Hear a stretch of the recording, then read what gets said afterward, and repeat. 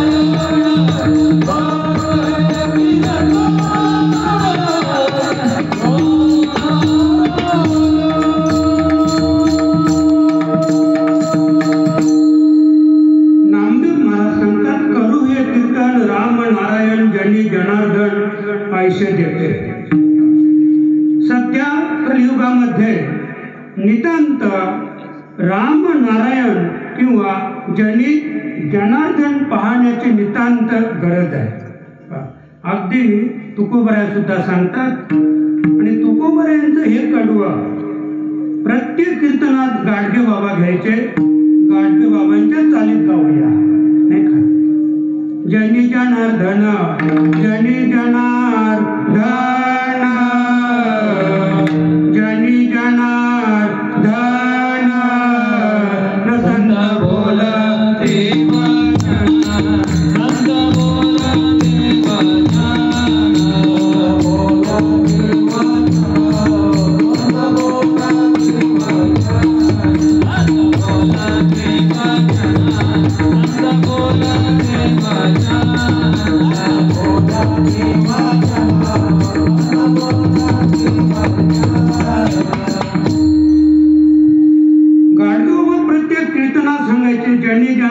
जनी जनार्दन संत बोलती वचन.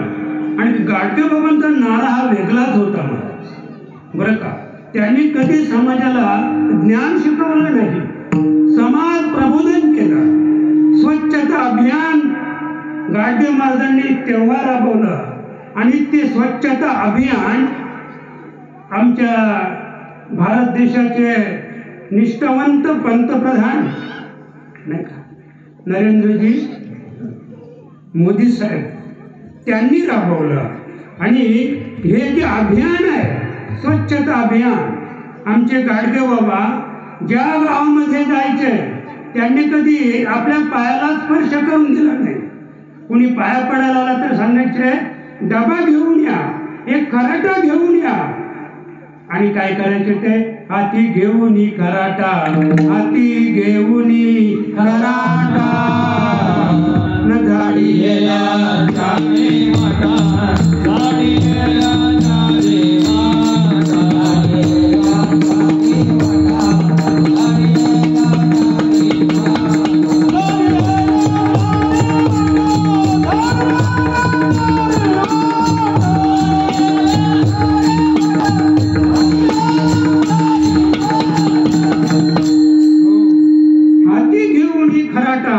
झाडलेल्या चारी वाटा. त्या गावात गाडगे बाबा गेले, त्या गावात गेल्यानंतर त्याने पहिल्यांदा स्वच्छता अभियान राबवलं. त्या गावामध्ये जर काय काही कचरा असेल, घाण पडलेले असेल, अस्वच्छता असेल तर तो गाव स्वच्छ करण्याचा प्रयत्न, अव्याहत प्रयत्न गाडगे बाबांनी केला. आणि त्यांची जरी उडून आमचे नामदेव महाराज सांगतात, जनी जनार्दन नाही का आयशे देखे, जनतेतील भगवंत त्याची ओळख आपल्याला करायची आहे, जनतेतील भगवंत आपल्याला पाहायचं आहे आणि त्या पद्धतीने आपलं आचरण करायचं आहे. एकंदरीत आपल्या जीवनाचा विचार केला तर सध्याची स्त्री ही असुरक्षित आहे. सरकारने किंवा आपल्या गव्हर्नमेंटने 50% आरक्षण स्त्रीला नोकरीमध्ये दिला. नोकरीमध्ये स्त्री स्वतंत्र आहे, 50% आरक्षण आहे. आजची महिला डॉक्टर आहे, आजची महिला पंतप्रधान होऊन गेली, आजची महिला राष्ट्रपती होऊन गेली, आजची महिला इंजिनियर आहे, आजची महिला बीटेक आहे. आजची महिला काय करू शकणार नाही. आजची महिला नाही का चावला सारखी आमची महिला कुठे गेली, अंतराळमध्ये गेली. झाशीची राणी काय सांगायचं, मेरी झाशी नाही दूंगी. ब्रिटिशांबरोबर लढा दिला महाराज, ब्रिटिशांबरोबर लढा दिला. एक छोटस लेकरू दत्तक घेतलेलं आपल्या पाठीला बांधलं महाराज. ते लेकरू पाठीला बांधून इंग्रजांची लढा दिला आणि लढता लढता रणरागिणी रणांगणावर पडली.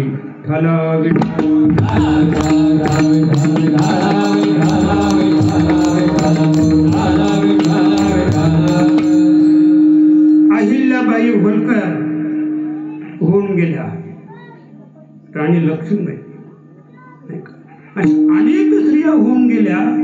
पण सध्याची स्त्री ही स्वतंत्र नाहीये.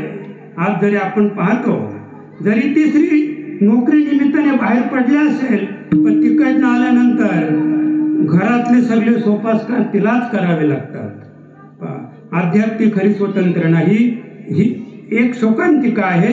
त्याच्या पुढे जाऊ की ती बाहेर पडलेली महिला सुरक्षितपणे घरी येईलच हे सुद्धा सांगता येणार नाही.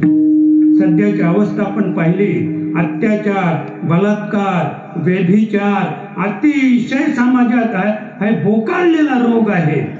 आणि त्या बोकाळलेल्या रोगाला जर आपल्याला जर आटोक्यात आणायचं असेल तर त्याच्यासाठी आपल्याला अशा पद्धतीने जे आपले शिवशंकर मंडळ या ठिकाणी जे कार्य करून राहिलेले आहे, तसं कार्य प्रत्येक गावोगावी सप्ताहाच्या रूपाने आपण साजरे केले तर निश्चित जनी जनार्दन आयशे देखे, जनतेतील भगवंत आपल्याला पाहता येईल. आणि अत्याचार, बलात्कार आजची पराधीन आहे स्त्री, ती पराधीन स्त्री समाजामध्ये पुढे आल्याशिवाय राहणार नाही. आणि त्याच्यासाठी आपले नामदेव महाराज सांगतात आजच्या अभंगातून बरं का, शिवरात्री कथा धन्य जे ऐकती, इच्छिले पावते सर्व काही. नामदेव महाराज सांगतात की शिवरात्री जी कथा आहे, शिवरात्री कथा म्हणजे शिवाची रात्र, त्याच्या पुढे जाऊ शिवलीला.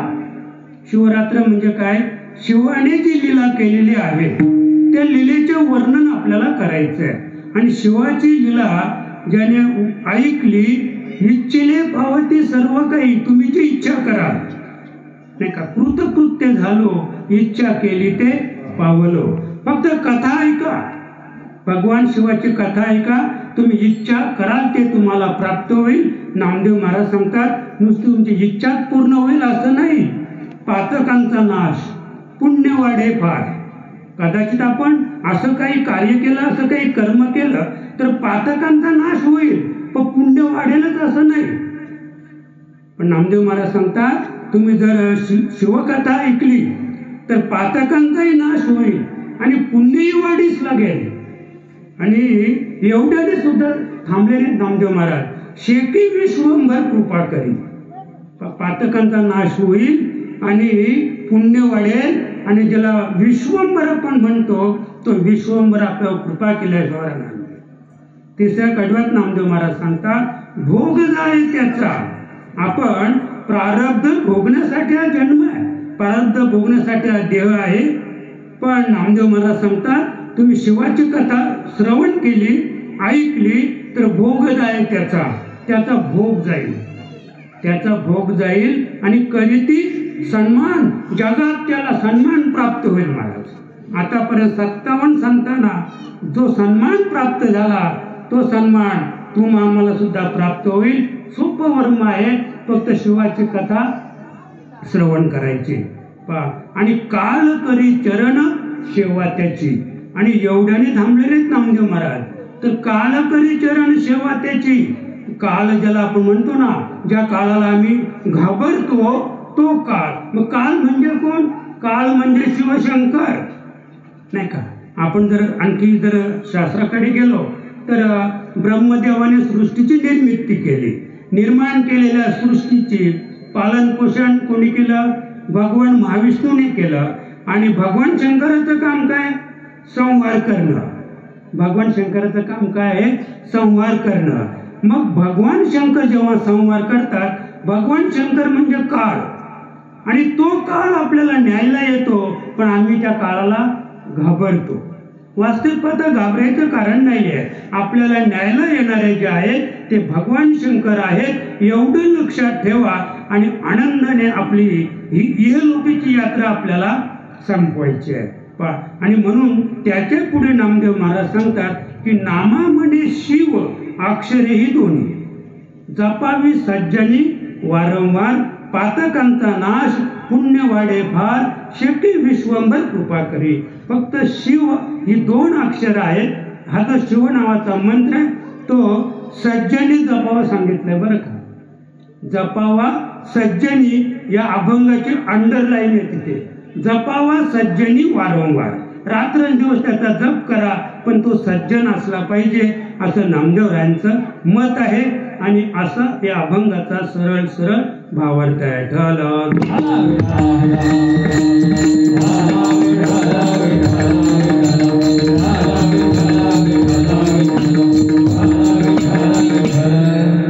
नामदेव महाराजांच्या बाबतीत सांगायचं झालं तर अगदी मी 2 मिनिटात सांगू इच्छितो की नामदेव महाराज लहान असताना दामाजी पंत कामानिमित्त बाहेर गेले असताना दामाजी पंतांनी नामदेव महाराजांना सांगितलं पांडुरंगाचा नैवेद्य घेऊन जा.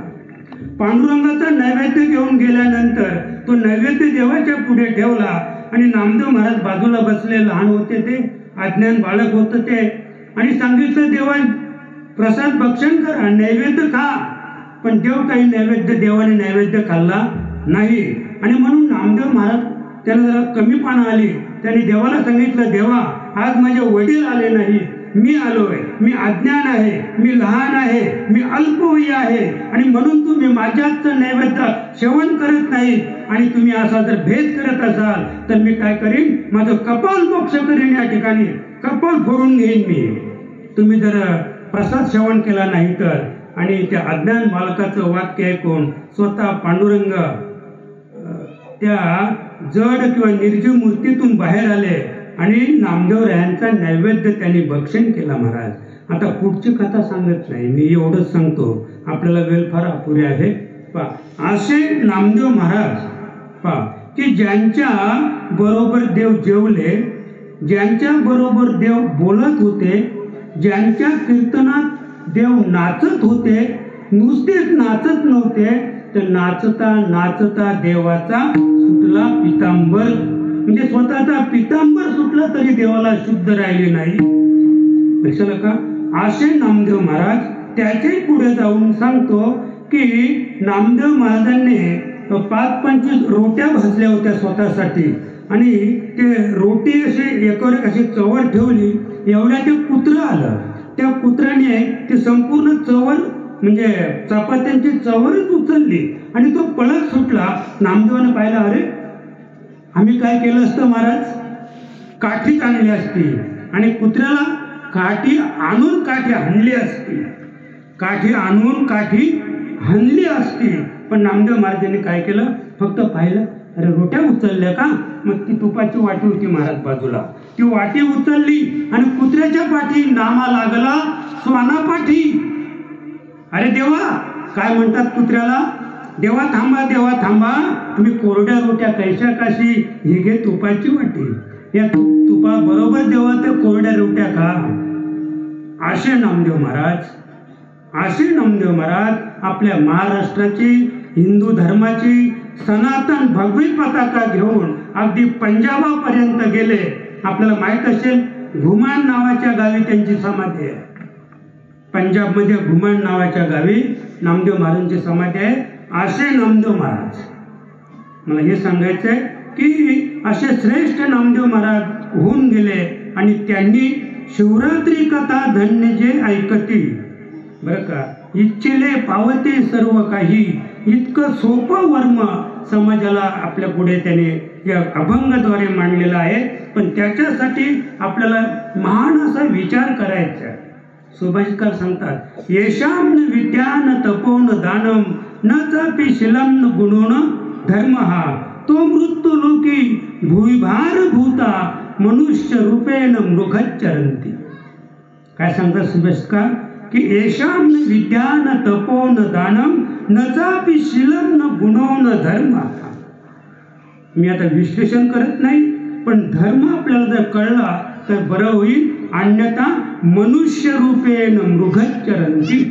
फक्त हा आकार फक्त माणसाचा आहे, अन्यथा आमचं आचरण जे आहे ते पशुसारखं. आहार निद्रा भय बैठून सर्व योनींची समसमान, परी मनुष्य देहीचे ज्ञान आणि दान सर्वाशी. आपल्या ठिकाणी फार असं मनुष्य देही हे ज्ञान ठेवलेले, तिचे ज्ञान देण्याने सच्चिदानंद पदवी घेणे एवढा अधिकार नारायणे रूपावलोकने दिला असेल. म्हणून आपण आपल्या जीवनात हे षड्गुण ऐश्वर्य संपन्न हे जे 6 गुण आहेत ते प्राप्त करायचे आहेत. अगदी थोडक्यात आपल्याला पाहायचे. नमन करावे कुलदैवतासी,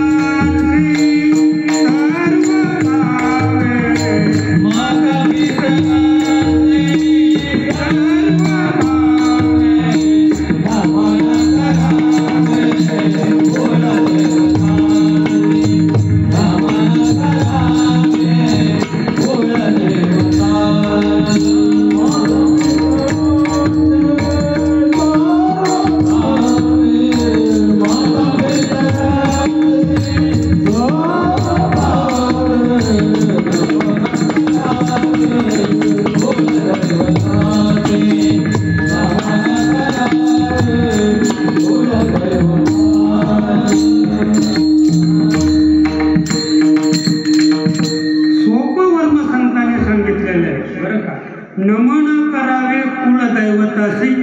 प्रत्येक मनुष्य प्राण्याने पहिल्यांदा शोध घेतला पाहिजे आपलं कुलदैवत कोणतं आहे. कुणाचा कांडोबा आहे, कुणाचा खंडोबा आहे, कुणाची येसाई असेल, कुणाची मेसाई असेल, नाही का, कुणाची काळूबैरी असेल. म्हणजे अनेक देवता आहेत, पण आपलं जे कुलदैवत आहे त्या कुलदैवताला आपण नमन केलं पाहिजे. आपल्या कुलदेवताची आपण सेवा केली पाहिजे, पूजा केली पाहिजे. त्याचे पुढे जाऊन सांगतात माता पितरांची सर्व भावे. एक अगदी आपल्याला 7 नियम पाहिजे आणि 6 नियम जर आपण आपल्या जीवनात पाळले ना तर तुम्हाला मोक्ष मिळेल, मुक्ती मिळेल आणि तुमचा प्रपंच सुद्धा काय होईल, सदृढ होईल, काही कमी पडणार नाही तुम्हाला. नियम 1 कुलदैवताची सेवा करा.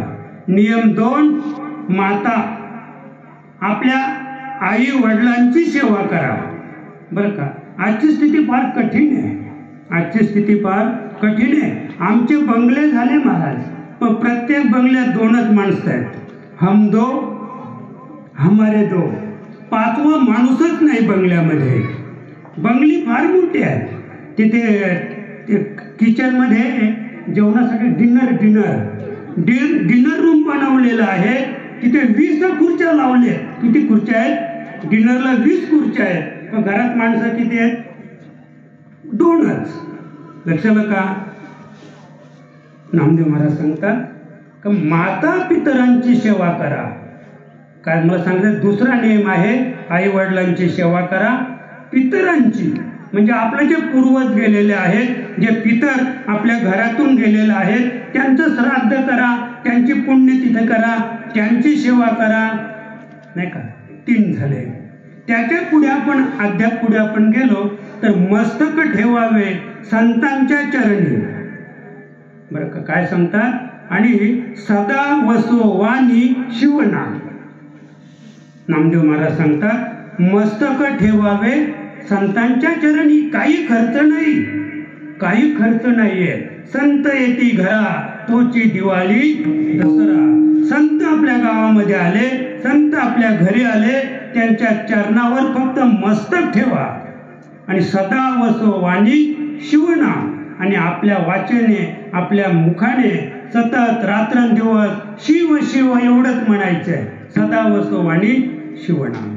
त्याचे पुढे सांगतो बरं का, ओंकार हे मूळ सर्वांचे जाणावे, तेथोनी पहावे वेदशास्त्र. ओंकार हे मूळ सर्वांचे जाणावे म्हणजे ओंकार तत्व काय आहे त्याची आपल्याला काय करायचे? जाणणूक करायची आहे. ते जाणून घ्यायचं आहे. आणि ओंकाराचा अर्थ जाणण्यासाठी आपल्याला संता वाचून या नामनय हता साधने साधिता कोटी गुणे.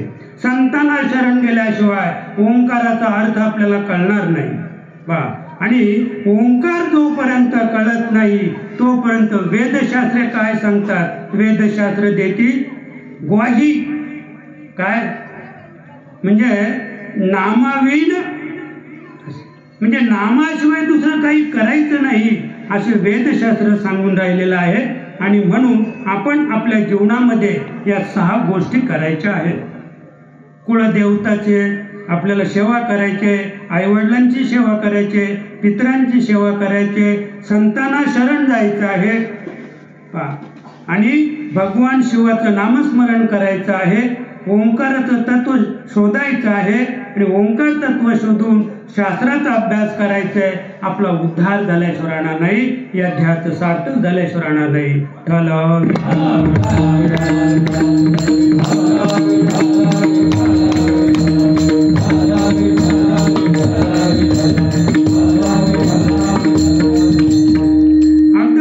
पाहायचंय. मूळ अभंगाकडे येण्याआधी मी 2-3 छोटे दृष्टांत सांगतो, मग आपल्या लक्षात येईल. बरं का?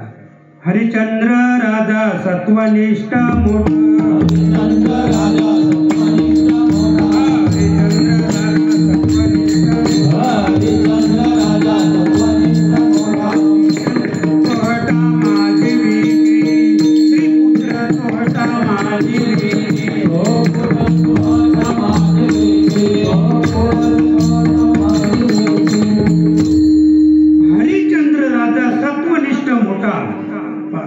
नामदेव महाराज सांगतात की राजा हरिश्चंद्र होऊन गेला, तो सत्वनिष्ठ होता. आपल्याला माहित असेल, त्याने एक स्वप्न पडलं. राजा हरिश्चंद्राला स्वप्न पडलं आणि स्वप्नात 9 खंड पृथ्वी दान केली. पृथ्वी किती खंड आहे? 9 खंड पृथ्वी आणि 10वा खंड काशी. म्हणजे काशी हा खंड आहे पण तो 10वा आहे. 9 खंडात ती काशी मोडत नाही. आणि म्हणून त्यांना स्वप्न पडलं, 9 खंड पृथ्वी दान केली स्वप्नामध्ये. कुणाला? विश्वामित्राला दान केली. आणि अगदी सकाळीच विश्वामित्र त्यांच्या दारात येऊन उभा राहिला आणि सांगितलं, महाराज राजा, तुम्हाला स्वप्नाचे दान दिलं ते दे. राजा हरिश्चंद्र बाहेर आला आणि स्वप्नात दिलेल्या दानावर काय केलं? पाणी सोडलं. आणि पाणी सोडल्यानंतर मग मात्र त्यांची अवस्था फार कठीण झाली. राजा हरिश्चंद्राने त्याला या 9 खंड पृथ्वीवर उभं राहून दिलं नाही. म्हणून 10वी खंड जे काशी खंड आहे, त्या काशीमध्ये आमचे राजा हरिश्चंद्र गेले आणि तिथे गेल्यानंतर त्याने काय केलं? स्त्रीपुत्र चोहटा माझी विकी. चोहोटा म्हणजे बाजार, हाट. हाट म्हणजे काय? हाट म्हणजे बाजार. मराठीत सांगतो बरं का, हाटचा अर्थ इंग्रजीत वेगळा आहे. तर बाजारात त्याने आपली स्त्री विकली, बाळ सुद्धा विकलं आणि स्वतःला सुद्धा विकून घेतलं. डोंबा घरी, राजा हरिश्चंद्र डोंबा घरी, तिथे पाणी भरत होता महाराज. स्त्रीची अवस्था कठीण झाली. बाळाला सर्प चावला, सर्प चावून बाळ मेलं. बाळाला, ज्याला आम्ही कफन म्हणतो ना, कफन, ते कफनाने ते बाळाचं प्रेत गुंडलेला. तिच्याकडं काय अर्धी साडी कापली तिने स्वतःची. ताराराणी बरं का, हरिश्चंद्र ताराराणी वाहे डोंबा घरी पाणी, अशी अवस्था झाली. पण सत्वनिष्ठ होता. मला एवढं सांगायचं आहे की तो इतका सत्वनिष्ठ होता, पण त्याने सत्व जाऊ दिलं का? सत्व जाऊ दिलं नाही. दुसरं सांगतो बरं का, शिबी राजाचं उदाहरण सांगतो. शिबी राजा होऊन गेला. तो काय करायचा? शिबी राजा अंग कापी नेटे पाटे.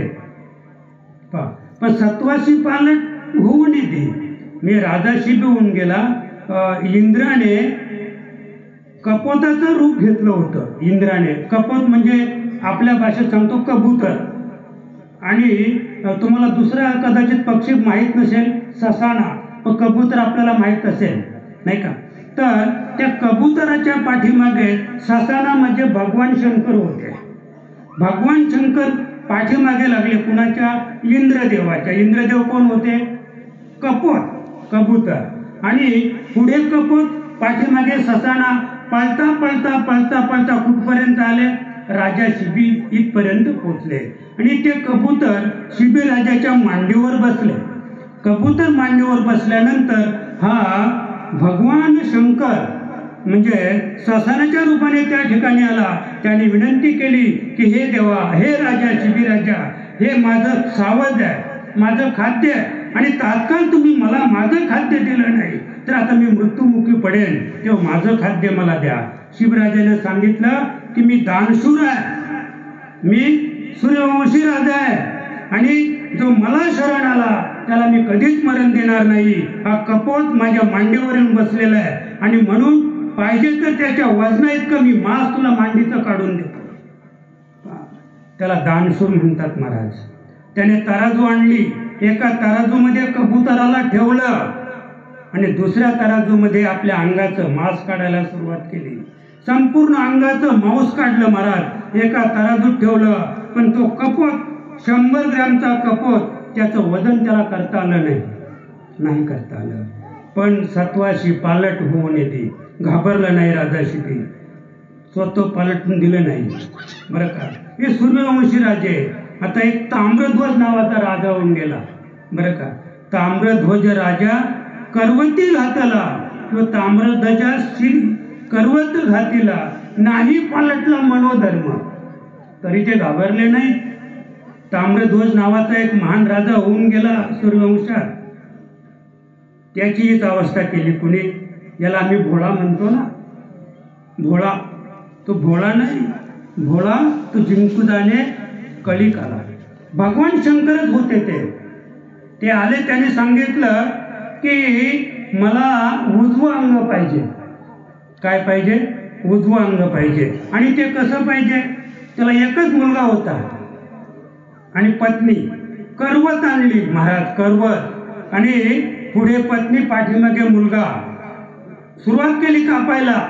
करवतीने कापलं इथपर्यंत ताम्रध्वज राजाला, इथपर्यंत कापलं. इथपर्यंत कापल्यानंतर डाव्या डोळ्यात पाणी आलं. डाव्या डोळ्यात पाणी आलं. भगवान शंकर म्हणतात,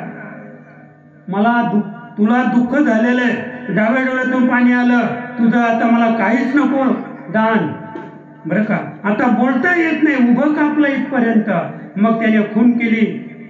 एक कागद आणला, पेन आणली, आणि त्या पेनने लिहिलं की माझी अशी इच्छा आहे की तुम्ही माझ्या उजव्या अंगाचा अंगीकार केलेला आहे, पण डावा अंग तुम्ही स्वीकारित नाही, आणि म्हणून डाव्या अंगाला दुःख झालेलं आहे, म्हणून डाव्या डोळ्यातून पाणी येत आहे. त्या ठिकाणी स्वतः भगवान शंकर प्रगट झालेले आहेत महाराज. मला फक्त एवढंच सांगायचं की असं सत्व हरण करण्यासाठी आलेले भगवान शंकर. आपल्याला श्रीहरी चांगवण्याची गोष्ट माहीत असेल नाही का? इथे तर फारच कठीण केलं. श्रीहरी चांगवणाकडे भगवान शंकर जेव्हा गेले होते त्याने सांगितलं मला फार भूक लागलेले, मग मला भोजन पाहिजे. आता ते त्रेतायुगातलं नाही सांगत, अनसुया मातेचं सांगत नाही मी, फक्त श्रीहरी चांगवणीचं सांगतोय. एकच मुलगा होता नाही का? एकच मुलगा होता आणि त्याने सांगितलं तुझ्या मुलाला कापून त्याचा मांस मला शिजवून खायला घाल. पहा, श्रीहरी तर रडायलाच लागले हो. एकुलतं एक बाळ कापायचं नाही का? आणि त्याचा मांस त्या म्हणजे थोडक्यात सांगायचं की त्या साधूला खायला घालायचंय. फार ते हातपाय झाले. पण चांगवणीने सांगितलं अहो म्हणे कशाला रडता, कशाला दुःख करता? अरे 9 महिने 9 दिवस मी माझ्या पोटात ते बाल वाढवलं तर मला त्याची खंत नाही का? मी त्याची आई आहे. पण आपलं सत्व जाता कामा नये म्हणून त्या बाळाला कापलं गेलं.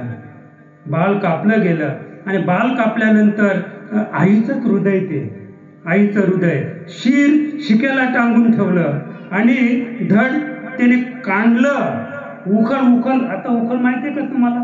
कदाचित इथे असतील उखलं, कारण अद्याप उंबरठे गाव जुन्याच आहे. उखल म्हणजे जमिनीत एक लोक आपल्या दगडाचं उखल असतंय आणि त्याच्यामध्ये पूर्वी कांडण करायचे. त्या उखळामध्ये त्या बाळाच्या धडाचं कांडण केलं आणि तिने शिक्याला लावून ठेवलं. पुन्हा ते साधू आला म्हणे असं नाही चालणार म्हणे, हे नाशवंत आहे, हे म्हणजे वाईट जे आहे त्याचं तुम्ही कांडण केलं, पण जे उत्तम आहे म्हणजे जे डोकं उत्तम आहे ते तुम्ही शिक्याला लावलेलं आहे, मी चाललो. पुन्हा तिने सांगितलं माफ करा, सत्व घेऊन जाऊ नका, थांबा. आणि पुन्हा भगवान शंकरच्या साधूच्या वेशात तिथे थांबलेले ते शिर आणलं कांडायला. शिर कांडायला आणल्यानंतर फार वाईट वाटलं मातेला. सोपी गोष्ट आहे का होई? पण मग काय सांगतात ते साधू म्हणे असं मला नको तर गाणं गाऊन काढ.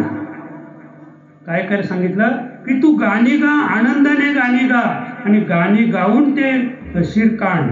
आणि चांगवण मातेने तसंही केलं. आणि ते केल्यानंतर ज्याने आपलं रूप मूळ स्वरूप प्रगट केलेलं आहे, या सगळ्या भगवान शिवाच्या लीला आहेत.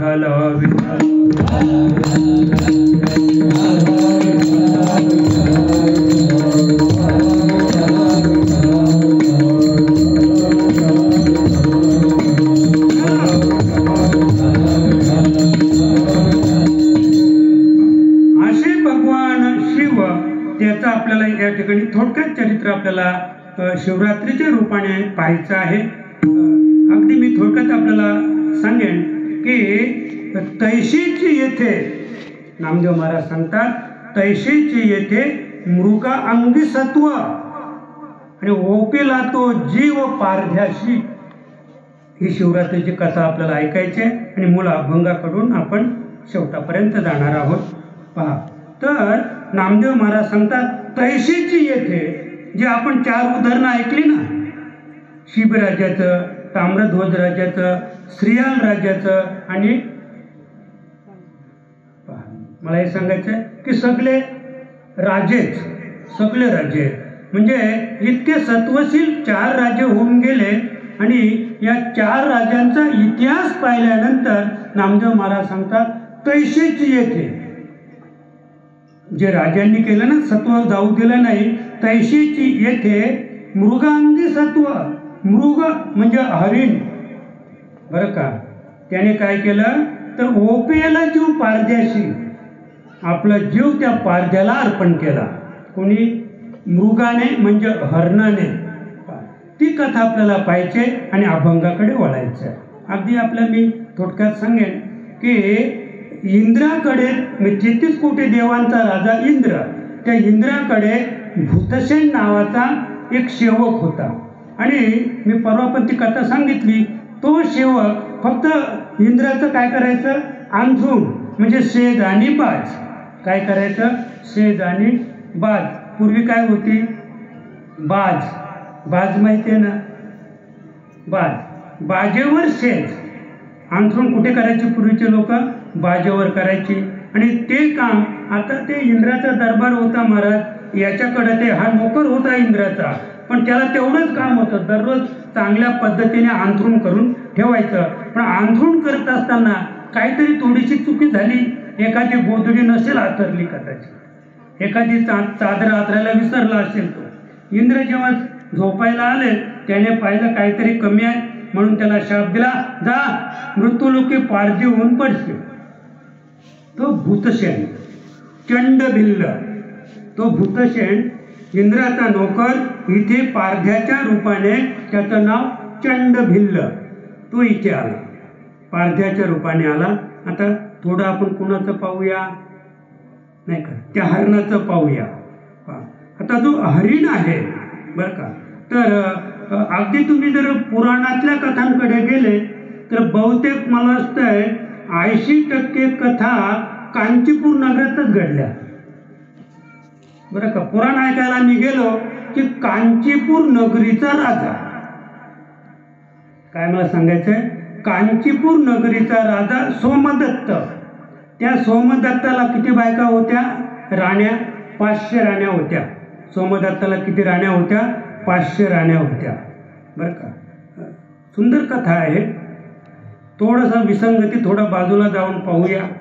राजा दशरथाला किती राण्या होत्या? 700 राण्या होत्या. राजा दशरथाला 700 राण्या होत्या. पतिव्रता किती होत्या? 3. एकूण राण्या किती होत्या? 700.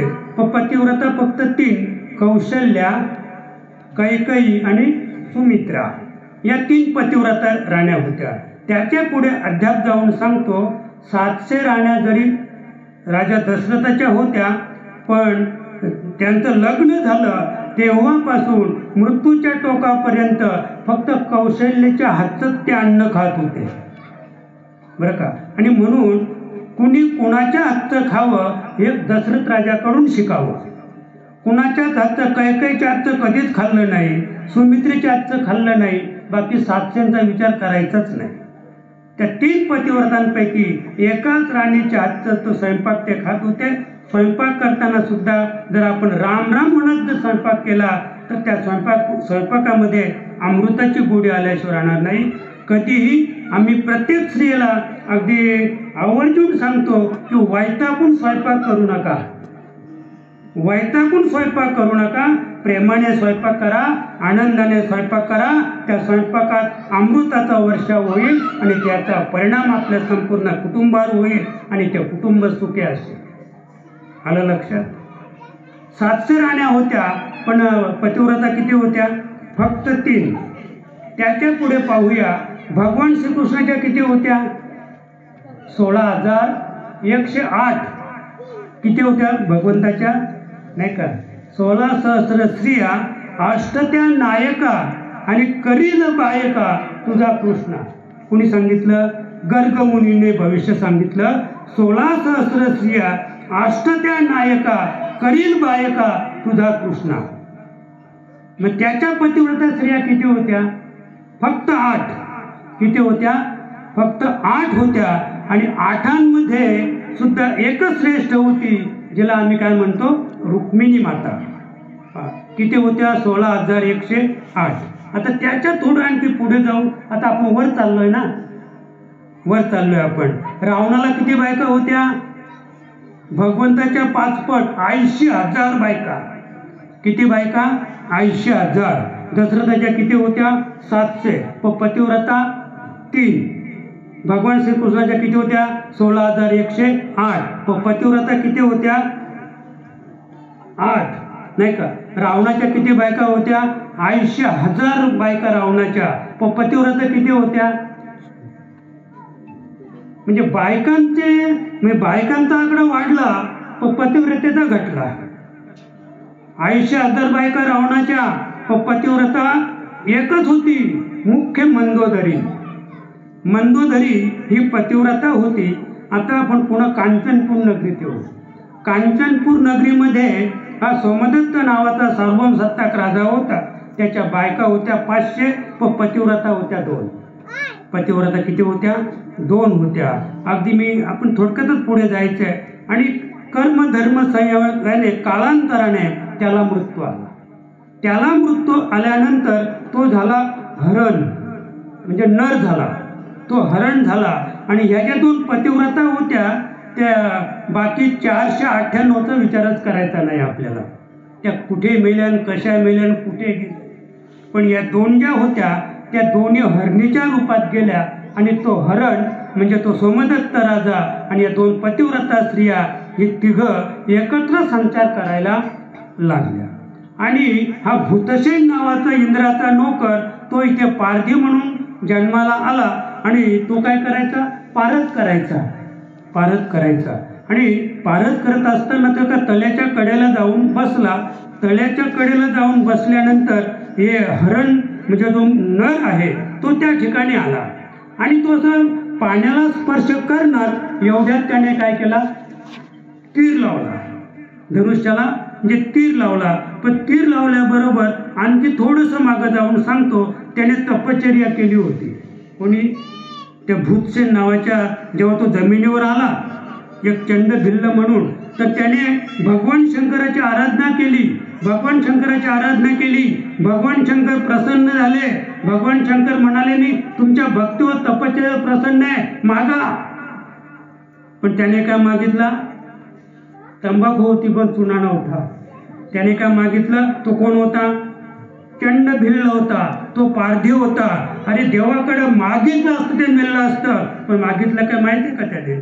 म्हणजे मला फक्त पशुपक्ष्यांची बोली अवगत व्हावी. आता तुम्ही सांगा, पशु काय बोलतात ते आपण ऐकायला शिकलो, म्हणजे आपलं समजलं का पक्षी काय बोलतात ते आपल्याला ते समजलं काय बोलतात. काय फायदा आहे? आपला काही फायदा आहे का? पण ज्याचा फायदा झाला, मला काय सांगायचं, त्याचा फायदा झाला. जेव्हा त्याने असं तीर लावला, तीर लावल्याबरोबर लगेच तो हरण बोलायला लागला, म्हणे थांबा, तीर मारू नका. माझी स्त्री कामातूर आहे, ती घरी आहे, ती माझी वाट पाहून राहिले. पारध्याला सांगितलं, देवा मी माझ्या घरी जातो, माझ्या स्त्रीची मनोकामना पूर्ण करतो आणि परत येतो, मग तुम्ही मला बाण मारा. पण त्याचा विश्वास नव्हता. म्हणजे असं कसं? मग त्या ठिकाणी त्या हरणाने अनेक शब्द घेतलेले आहेत. जर आपण शिवलीलामृत वाचला असेल तर त्याच्यामध्ये तुम्हाला ती कथा कळेल. अनेक शब्द घेतलेले आहेत, पण अनेक पुराणामध्ये वेगवेगळ्या कथा आहेत. आता आपण जे ऐकतो आणि आम्ही जे सांगतो ते नामदेव महाराजांच्या नामदेव गाथेतील सांगतो.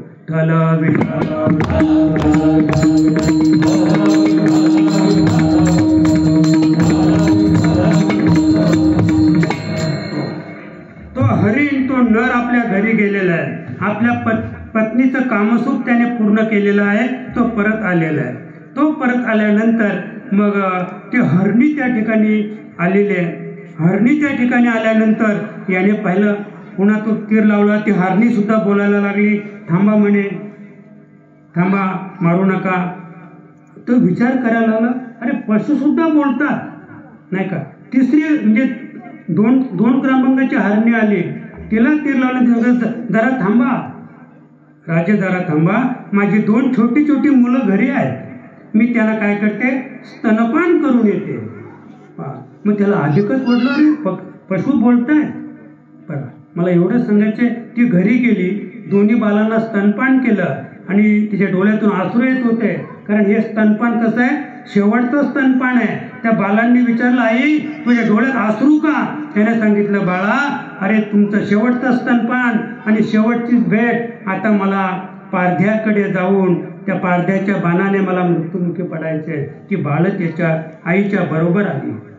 थोडक्यात की त्या दोघी बहिणी, ती 2 बाळं आणि तो कांचीपूर नगरीचा राजा सोमदत्त हरणाच्या रूपाने, अशी ती 5 जण त्या ठिकाणी हजर झाली. आणि मग सुरुवात झाली. ती छोटी छोटी बाळं काय म्हणतात, म्हणे, हे पारध्या, आधी आम्हाला मार, आम्हा दोघांना मार. माझ्या आईचा मृत्यू, माझ्या बापाचा मृत्यू आम्ही आमच्या डोळ्याने पाहू शकत नाही, त्याला बाळ म्हणतात. त्याला बाल म्हणतात. अरे पशुच्या जन्माला आलेलं ते म्हणजे हरणाचं पाडस ते काय म्हणताय की आमच्या आई वडिलांचा मृत्यू आम्ही पाहू शकत नाही, आधी आमचा वध कर, आधी आमचा वध कर. एवढ्यात त्याची आई पुढे आली. अरे म्हणे माझ्या बाळाला मारू नका, माझी चिमुकली लहान लहान बाळ आहे, त्यांना मोठी होऊ द्या, त्यांना हे जग पाहू द्या, तू माझा वध कर. ती दुसरी हरणी होती, ती म्हणते ही माझी कोण आहे, सवत आहे, पण ही धाकटी आहे, ही माझ्यापेक्षा वयाने लहान आहे, मी मोठी आहे, तू माझा वध कर. एवढ्या पुन्हा ती सांगते की आम्ही पतिव्रता नारी आहोत. आणि तो नर सांगतो की आता तुम्ही माझा वध करा. आता तो जरा सावध झाला बरं का. नामदेव महाराज फार सुंदर सांगतात, बहुत केले दुष्ट कर्म, बहुत केले दुष्ट कर्म, बहुत केले दुष्ट कर्म, बहुत केले दुष्ट कर्म, शेती तोची झाला कर्म, शेती तोची झाला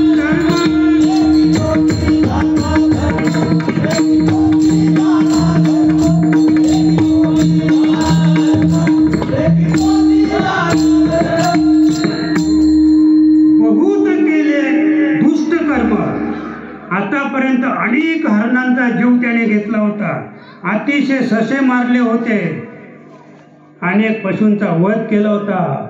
नामदेव महाराज सांगतात, बहुत केले दुष्ट कर्म, परी तोची झाला, शेकी तोची झाला धर्म. आता इथे तो धर्म म्हणजे धर्माची व्याख्या आपल्याला करता येणार नाही बरं का. थोडं बाजूला जाऊन सांगतो. एक साधू एका पायावर तपश्चर्या करत होता आणि एका पायावर उभा असल्यामुळं त्याचा जो पाय आहे त्या पायावर सगळं शरीरातलं रक्त उतरलं, पाय भुरण्यासारखा झाला. आपल्याला भुरणं माहिती आहे का? भुरणं म्हणजे जमीन चोपण्याचं साधन, लाकडाचं भुरणं. पूर्वी होतं, आता लादी आली नाही का, आता माती गेली म्हणजे भुरणंही गेलं. जाऊ दे, आपला तो विषय नाही. तर एवढं मोठं तो पाय अगदी लाल बुंद झालेला. तर एक सद्ग्रस्त समोरून येत होता, त्यानं पाहिलं काय अवस्था आहे, इतका पाय सुजलेला आहे.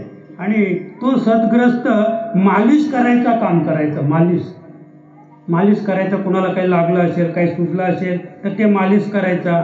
त्याने विचार केला थोडी मालिश करावी, कारण त्याचा विषय तो होता. विषय तो त्यांचा झाला नारायण नावडे धन्य माता पिता, त्याला वाटलं त्याचा तो विषय होता. तो लगेच त्या ठिकाणी गेला, आपल्या ते थैल्यातून ती बॉटल काढली, त्याच्यात ते तेल होतं, त्या तेलाने त्याच्या पायाची मालिश केली की जेणेकरून बरं ते तेल असं होतं की ते सगळे सूज निघून जाईल, असं तेल त्याने लावलं आणि तो निघून गेला. तो निघून गेल्यानंतर काय झालं असेल, त्या तेलावर मुंग्या चढल्या, लाल मुंग्या. त्या मुंग्या चढल्या, एवढ्या त्याला चावायला लागल्या मुंग्या. दिसलं का? अगदी तो हैराण झाला. पण तपश्चर्येतून बाहेर येत नाहीये, नियम मोडता येत नाहीये. एवढ्यात 2-4 टवालका करणारी पोरं आली. त्याने चोरून ऊस आणला होता महाराज. ऊस त्याने विकत आणलेला नव्हता.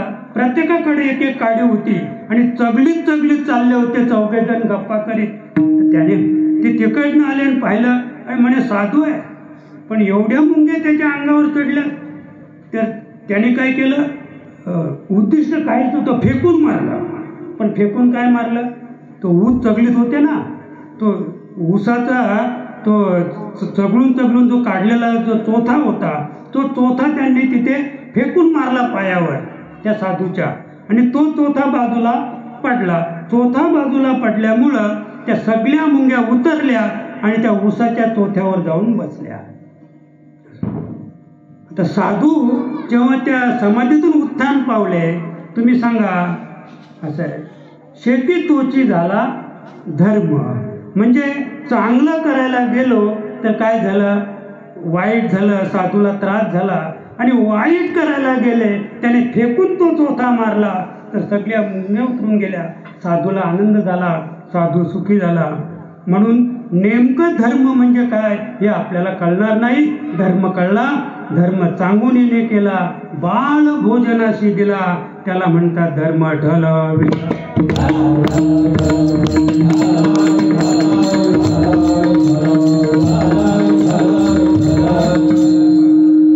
शेती तोची झाला धर्म. आता पारध्याच्या मनातील सगळं निघून गेलं बरं का, सगळं निघून गेलं आणि त्याने ठरवलं आता यांचा वध करायचा नाही. पण ती 5ही जण काय म्हणायला लागली, म्हणे आम्हाला इथे नका मारू. तुम्ही जर आम्हाला इथे मारलं, आमचा इथे वध केला तर आम्ही आमच्या 5 जणांची प्रेत हा देह तुम्ही तुमच्या घरापर्यंत कसं घेऊन जाल, तुम्हाला त्रास होईल. आमचं हा जडदेह मेल्यानंतर तुम्हाला न्यायला त्रास होईल. त्याच्याऐवजी आम्ही तुमच्या घरापर्यंत येतो. बोलत होते ना ते, घरापर्यंत येतो. तो म्हणतो तुमच्या पाया पडतो बाबा, आता आमच्या घरापर्यंत येऊ नका. पण त्याने सांगितलं असं नाही, आम्ही वचन दिलेलं आहे, तुम्ही आमचा वध कराच. आणि म्हणून मग ते त्यांच्या घरापर्यंत गेले. आणि घरापर्यंत गेल्यानंतर मग मात्र बरं का, म्हणजे आध्यात्मिक कृपाळू भोळा महादेव, आध्यात्मिक म्हणजे तेव्हापासून तर आतापर्यंत भोळा महादेव जाणीतला भाव कुरंगीचा, त्यांनी त्या हरणीचा आणि हरणाचा भाव जाणला. भगवान शिवाने कैलासाहून विमान पाठवलं आणि त्या विमानामध्ये ती 5ही जण, 2 बाळं, त्या 2घी जणी आणि तो हरण, ही 5 जण त्या विमानात बसली आणि त्या पारध्याने ते पाहिलं. मग त्या शिवदूतांनी सांगितलं तू काय कर, 1 वर्षभर एकादशीचं व्रत कर, शिवरात्रीचं व्रत कर, 1 वर्षभर शिवरात्रीचं व्रत कर. पुढच्या शिवरात्रीला आम्ही तुम्हाला घ्यायला येऊ. मला एवढंच सांगायचं आहे की त्या पारध्याने वर्षभर शिवरात्री व्रत उद्यापन केलं आणि 1 वर्षानंतर कैलासाचं भगवान शंकराचं विमान आलं आणि त्याला सुद्धा ते काय झाले, त्या विमानात बसून घेऊन गेलेले. एवढं महत्व शिवरात्रीचं आहे.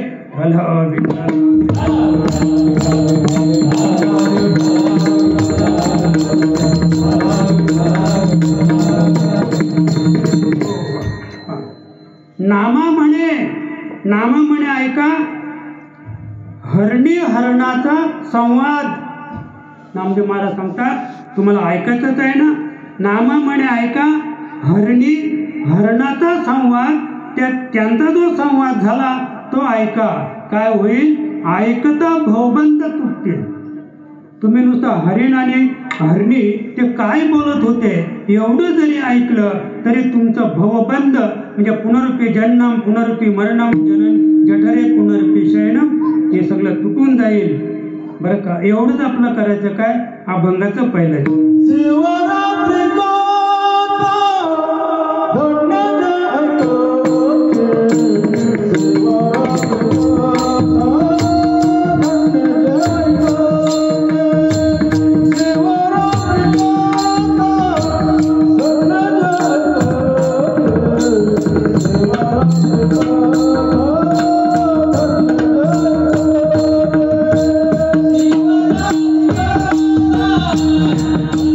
Yeah.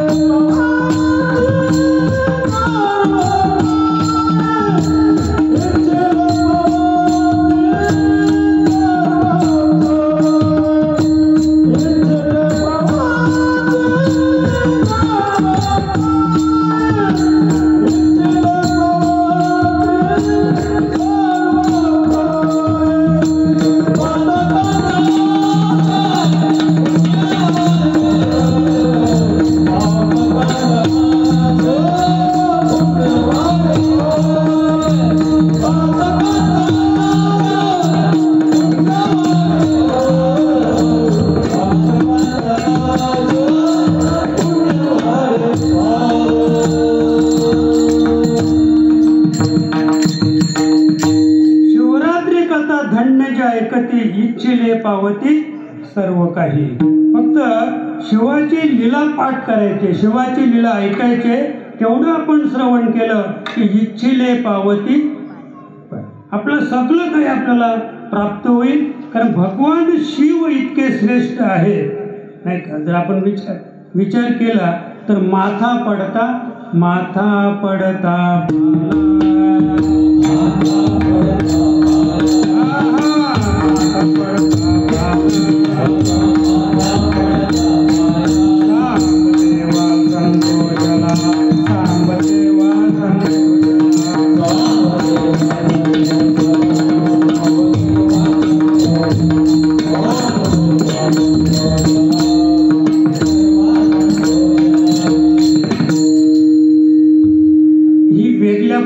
कथा आहे.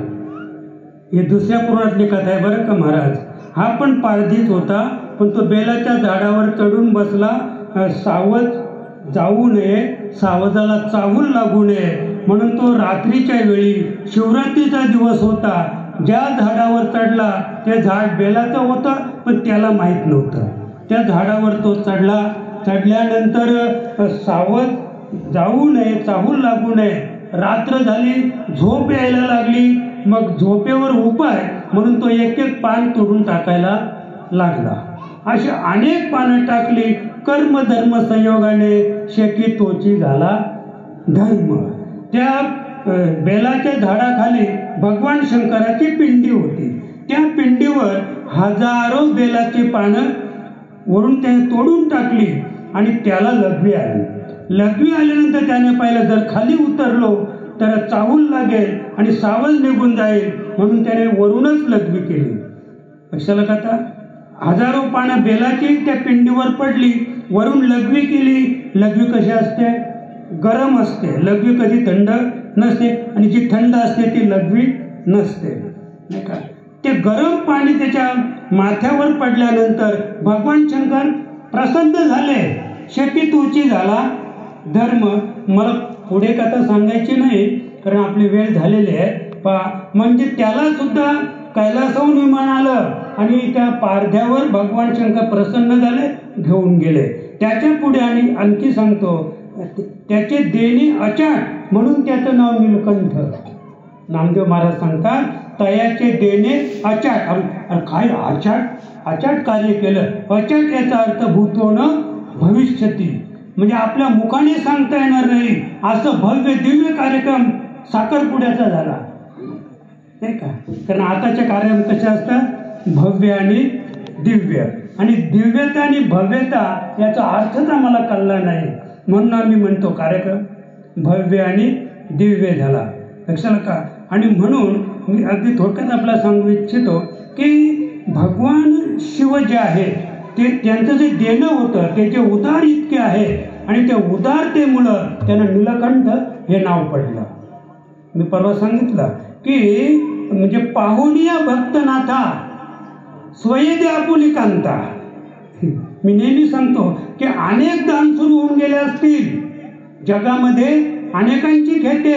राजा धर्म दानशूर होऊन गेला, राजा कर्ण दानशूर होऊन गेला, की ज्याने आपले अभेद कवच कुंडले काढून दिले. कुणाला, ब्राह्मणाला. कोण होता ब्राह्मण, इंद्र ब्राह्मणाचं रूप घेऊन आला आणि कवच कुंडले मागितली.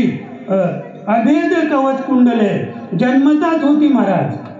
आता आमच्याकडे जरी मला तर ते स्त्रियांच्या दागिन्यांचं मला माहीतच नाही, ते स्त्रियांचे दागिने जाऊ द्या, पण पुरुषाचं दागिने घालायला लागले. लहान लहान मुलांच्या कानामध्ये वाजले. बापाला पण आनंद आहे, नाही का. पण महाराज तुम्ही काही म्हणा, पण ती कोणत्याही बाळ म्हणतो बरं का तुम्हाला, कोणत्याही बाळाच्या कानात ती बाली पाहिल्यानंतर ते मला वाटत नाही की ते सज्जनाचं प्रतीक आहे. आता समाज इतके पुढे गेला की जो मृदुंगमणी आहे ना, मृदुंगमणी तो वाल्या घालतो, मृदुंगमणी वाल्या घालतो, प्रवचन करणारा वाल्या घालतो, कीर्तनकार मुगऱ्या घालतो. आता सांगा तुम्ही, इतक्या स्त्रिया या ठिकाणी बसलेल्या आहेत, कुणाच्या कानात मुगरी आहे का? मुगरी माहिती आहे तुम्हाला, किती सुंदर हो. ते खरं म्हणजे कानाचा खरा दागिना म्हणजे मुगरी. मुगरी जेव्हा वरच्या बाजूला असायची ती आणि तिला खाली पुन्हा तो झुमका खाली आला. ती वरची मुगरी गेली, त्या मुगरीने आता झुमक्याचं रूप घेतलं. आता तो झुमका कुठे खाली आला. असं तो आपला विषय नाही. पण मी एवढंच सांगू इच्छितो की म्हणजे अशा पद्धतीने आपल्याला आपण कसं आचरण केलं पाहिजे. प्रत्येक बापाने ठरवलं पाहिजे आपल्या मुलावर आपण संस्कार केले पाहिजे. आपण आपल्या मुलावर संस्कार जर केले नाही, आजच्या स्त्रीला आई म्हटलं तर तिला कमीपणा वाटतो. आई शिकलेली नाही, पण त्या बालाने त्याला आई हाक मारली त्या आईला, तर त्या आई म्हणते कानपटात मारीन म्हणे. कुणाला आई म्हणतो? मम्मी म्हण. मग ती तो बाल त्याचे संस्कार असे घडवले, तो मम्मी म्हणायला लागला. मम्मीचा अर्थ आपल्याला माहिती आहे. मम्मी म्हणजे मेलेल्या माणसांचं शव वाहणारी शवपेटिका. म्हणजे थोडक्यात आपण ज्याला काय म्हणतो वक्ता आपल्या भाषेत, मराठी भाषेत, तो वक्त्याला म्हणतात मम्मी. आणि तीच मम्मी त्याच्यावर आणखी वेगळे संस्कार करते. बाबा म्हणायचं, मग काय म्हणायचं? डॅडी. तर डॅड हा इंग्लिश शब्द आहे, मम्मी हा इंग्लिश शब्द आहे. डॅड म्हणजे मेला. आता तो त्या बापाला डॅडी म्हणायला लागला, आईला मम्मी म्हणायला लागला, आणि मग दोघांना सोडून तिसरीच्याच बरोबर गेला. आणि मग म्हणतात नसता झाला तर बरा. अरे तुम्ही बाबा बोलायला, बाबा शब्दामध्ये जी ताकद आहे, जे प्रेम आहे, आई शब्दामध्ये जे प्रेम आहे, ते प्रेम आम्ही हरवून बसलो. आणि त्याच्यामुळं आजचा आपला सुपुत्र आई वडिलांना सांभाळणार नाही. आणि आपल्याला सांभाळावं अशी तुमची इच्छा असेल तर त्याला आजपासून सुरुवात करा. आईच म्हण. त्याला आई म्हणायला लावा.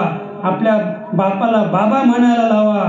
ते बाळ जर आई बाबा म्हटलं तर त्या आई बाबाला सांभाळल्याशिवाय राहणार नाही, त्याचं संगोपन केल्याशिवाय राहणार नाही.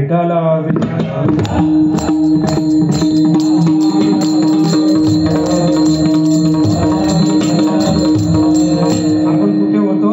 अभेद कवच कुंडल. इंद्राने ब्राह्मणाचं रूप घेतलं आणि ती अभेद कवच कुंडल कान कापून दिली. पुन्हा एकदा प्रसंग आला तर सोन्याचे दात होते त्याला जन्मताच, बरं का. 2 वर्ष झाली, 3 वर्ष झाली, तरी काही बालांना दात येत नाही. दात आणावे लागतात. डॉक्टरकडे जाऊन दात येत नाहीत, डॉक्टर इंजेक्शन देतो. असेल का BDS, तो त्याला इंजेक्शन देतो आणि मग ती मुलगी असो मुलगा असो त्याला दात यायला सुरुवात होते.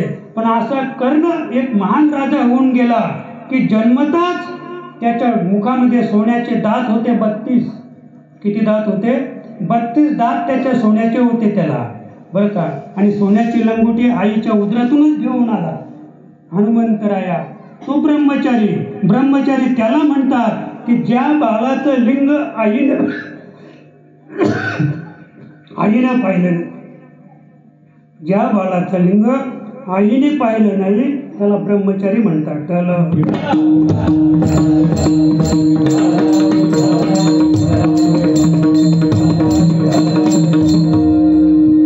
आपण कुठे होतो? दानशूर. एवढंच आपण पाहूया, कारण घड्याळ पुढे चाललं तर दानशूर कर्ण होऊन गेला. आणि त्याच्या पुढे आपण पाहूया की एका जनार्दनी उदार त्रिभुवनी साचार, देणे त्रिभुवनी साचार. भगवान शिव हा एवढा उदार आहे की पाहून या भक्तनाथा स्वयद्या पुली कांता. त्यांचा एक महान भक्त होता भगवान शंकराचा रावण. आणि तो रावण कैलासाला गेला. कैलासाला गेल्यानंतर तो कशासाठी गेला होता? त्याची आई कैकशी, आणि ती कैकशी समुद्राच्या किनाऱ्यावर जायची, वाळूचं लिंग बनवायची आणि दररोज ती पूजा करायची. पण वायुदेवाने ठरवलं ते लिंग मोडून टाकलं. चोरा सोसाट्याचा वारा आला, ती वाळू सगळी उडवून दिली. पण तिने काय केलं? तिने सांगितलं, ती उपोषणाला बसली कैकशी रावणाची आई, की म्हणे जोपर्यंत मला आयतं लिंग मिळणार नाही तोपर्यंत मी अन्न किंवा पाणी सुद्धा प्राशन करणार नाही. कुणाची आई? आमची नाही बरं, रावणाची. आणि मग रावण महाराज झाले. म्हणे आई काय झालं? अरे म्हणे माझं लिंग मोडलं. कोणी? वायूने लिंग मोडलं. म्हणे जोपर्यंत मला लिंगाची स्थापना होत नाही तोपर्यंत मी अन्न किंवा पाणी प्राशन करणार नाही. एवढंच नाही, आणि ते लिंग आत्मलिंग, अरे म्हणे हे काय, ते वाळूचं लिंग घेऊन बसले, मी आत्मलिंग घेऊन येतो. कैलासात गेला, शुद्ध भावना होती, आत्मलिंग आणायला गेला, पण अर्धांगी पार्वती सुमनांच्या माळा, देवाच्या उजव्या हाताला पार्वती माता बसली होती. आणि त्याने त्या मातेकडे पाहिल्यावर त्याचा विचार बदलला. अरे म्हणे इतकी रूपवान स्त्री आणि ज्याच्या अंगात काही नाही, जो भस्मचर्चित आहे, त्याला काय गरज आहे स्त्रीची, नाही का? आणि म्हणून सहज सांगितलं म्हणे देवा घेऊन जा म्हणे. होईल का असं कधी? मी ते परवा सांगितलं की किती दानशूर असेल आणि त्याला सांगितलं तुझी पत्नी मला दे, तर पत्नी तर नाहीच देणार, पण नाही का, पण होईल असं. त्याने त्याची आपली ते आत्मलिंग दिलं, ती आपली पार्वती पण तो घेऊन निघाला. पण देवांना प्रश्न पडला. मला काय सांगायचंय, शिव भोळा चक्रवर्ती, त्याचे पाय माझ्या चित्ती. तो भोळा होता, तो कधीच विचार करत नव्हता. ती आपली पार्वती दिली, पण देवांना प्रश्न पडला, पार्वती ही आदिशक्ती होती, महाशक्ती माया होती, पार्वती रावणाने नेली तर आपल्या जगाचं काय होईल? म्हणून भगवंताला त्या ठिकाणी अवतार घ्यावं लागलं. मयासूर, मयासूर म्हणजे एक राक्षस आहे, मयासूर म्हणजे माया आहे. आणि त्या मयासुराने काय केलं, मंदोदरी नावाची स्त्री निर्माण केली आणि ती स्त्री तो घेऊन निघाला. कारण देवाने काय केलं, ती कुरूप केली, पार्वती कुरूप केली. आणि पुढे एक ब्राह्मण भेटला. अरे म्हणे काय चालवलंय? म्हणे रूपवान सुंदर स्त्री, जरा वर बघ म्हणे. वर पाहिलं तर ती कशी होती, काली कुट्ट होती. तिला खाली ठेवली. पुन्हा तो गेला, तेव्हा मयासुराने त्याला मंदोदरी दिली. आणि आत्मलिंग घेऊन जात असताना पुढे भगवान गणेशाने अवतार घेतला. आणि याला एवढी लघवी लागली, रावणाला एवढी लघवी लागली. आणि त्याला तिकडे भगवंताने सांगितलं होतं की लिंग खाली ठेवू नको. त्याने सांगितलं त्या गुराख्याला, म्हणजे तो गणपती होता, म्हणे एवढं लिंग जरा सांभाळ, मी लघवी करतो, लघुशंका करतो. तो लघवीला गेला. तर पुराणात अशी कथा आहे महाराज की त्याने जेव्हा लघवी करायला सुरुवात केली तर मला वाटतं आता आपल्या बाजूने तो गेलेला आहे ना भातसा प्रकल्पाचा, म्हणजे किसा डॅमवरून गेलेले जे मोठे मोठे पाईप आहेत ना, तर ते एका पाईपातून जेवढं पाणी जात आहे त्याच्यापेक्षा जास्त मोठे स्रोत होता लघवीचा. जमीन वाहत चालली होती, जमीन. एवढी लघवी त्या रावणाला लागली. याने सांगितलं की 3 वेळा मी हाक मारीन आणि 3 वेळेपर्यंत तुम्ही आले नाही तर ते लिंग खाली ठेवीन. इतकी लघवी लागली, माया होती ती. 3 वेळा हाक मारली आणि ते खाली ठेवलं आणि तो अदृश्य झाला. सगळ्या गायी अदृश्य झाल्या, पण तो रावणच होता. गाय जमिनीत जात असताना त्याने कान पकडला का गायीचा. कोणी? रावणाने. त्याला गोकर्ण तीर्थक्षेत्र म्हणतात. गोकर्ण तीर्थक्षेत्र. मला वाटते 11:20 झालेले आहेत. तेव्हा आपण असं करूया, एकदा भगवंताचं भजन करूया.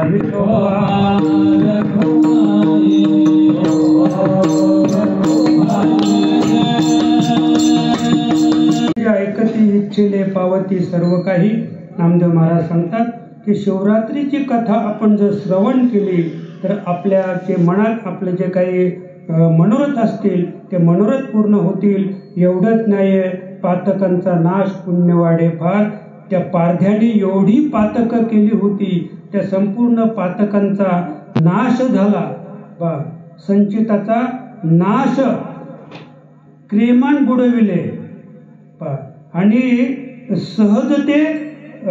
सहजते मोक्षपद प्राप्त झाले. म्हणजे इकडं काय झालं, क्रियमान गेलं, त्याचप्रमाणे संचिताचा नाश झाला आणि त्या पारध्याला मोक्ष प्राप्त झाला. पातकांचा नाश झाला आणि पुण्य वाढलं. पुण्य वाढल्यामुळं स्वर्गातून विमान आलं. कारण पुण्य केल्याशिवाय विमान येणार नाही. स्वर्गातून विमान आलं आणि शेकी विश्वंभर. ही कोणाची कृपा आहे? भगवान शिवाची कृपा आहे. भोग जाय त्याचा पुन्हा तिसऱ्या चरणात नामदेव महाराज सांगतात, भोग जाय त्याचा करीती सन्मान.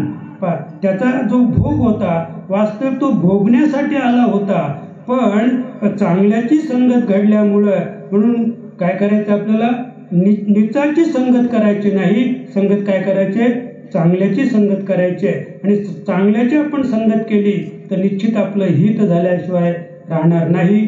आणि म्हणून भोग जाय त्याचा करीती सन्मान, आपला सन्मान या जगामध्ये मान आपल्याला प्राप्त झाल्याशिवाय राहणार नाही. फक्त संत सज्जनांची संगती करा. आणि त्याचे पुढे ते सांगतात की करीती सन्मान काल करी चरण सेवा त्याची. आणि जो काळ आहे ना, तो काळ आपल्या समोर काय करेल, लोटांगण घालेल, आपली सेवा करेल. आणि तुम्हाला जेव्हा जायचं तेव्हा सांगेल, तुम्ही केव्हा सांगेल तेव्हा आम्ही तुम्हाला न्यायला येऊ. अनेक उदाहरणं आहेत, अनेक उदाहरणं आहेत. एक नाथ महाराज 3 वेळा मेले, नाथ महाराज 3 वेळा मेले, पण आपल्याला सांगायला वेळ नाही, जाऊ द्या. फक्त एकच शेवटचं आपल्याला करायचं आहे की नामा म्हणे शिव अक्षरे हे दोन्ही जपावी सज्जनी वारंवार. शिव शिव हे जो मंत्र आहे भगवान शंकराचा, त्या भगवान शंकराच्या मंत्राचा आपण जर जप केला तर त्याच्यासाठी आपल्याला काही नियमावली आहे, काही वर्म आहे. त्या वर्माचं नियमावलीचं पालन करून आपण शिव शिव अक्षराचा जप केला तर निश्चित आपली सर्व पातकं, आपला सगळा भोग जाईल आणि आपण त्या परमपदाला निश्चित प्राप्त होऊ, असं स्पष्ट नामदेवांचं मत आहे. म्हणून एकदा माऊलीचं भजन करूया.